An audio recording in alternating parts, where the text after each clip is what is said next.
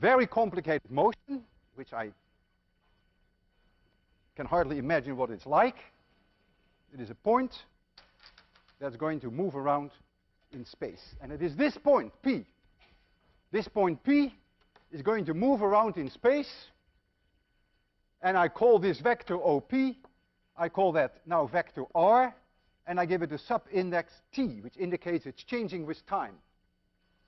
I call this location A of Y. I'm going to call that Y of T.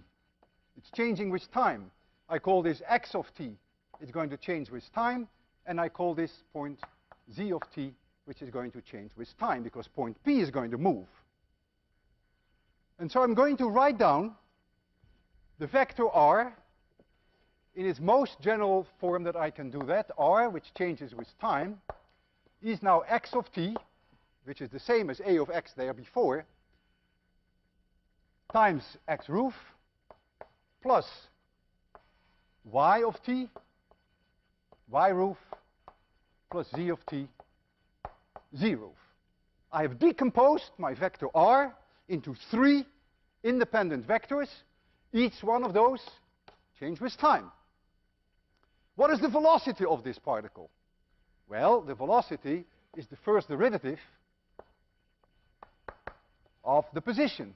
So that is dr dt. So there we go. First the derivative of this one, which is dx dt x roof.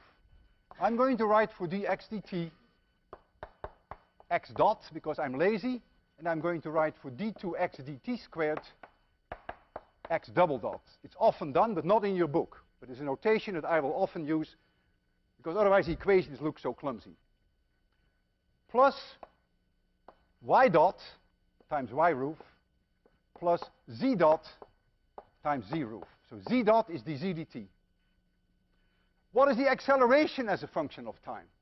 Well, the acceleration as a function of time equals dv dt. So that's the second derivative of x versus time. And so that becomes x double dot times x roof plus y double dot times y roof plus z double dot times z roof. And look what we have now accomplished. It looks like minor, but it's going to be big later on. We have a point P going in 3-dimensional space. And here we have the entire behavior of the object as it moves its projection along the x-axis. This is the position, this is its velocity, and this is its acceleration. And here you see the entire behavior on the z-axis. This is the position on the z-axis, this is the velocity component in the z direction, and this is the acceleration in the z-axis. And here you have the y. In other words, we have now a 3-dimensional motion we have cut into 3 one-dimensional motions. This is a one-dimensional motion.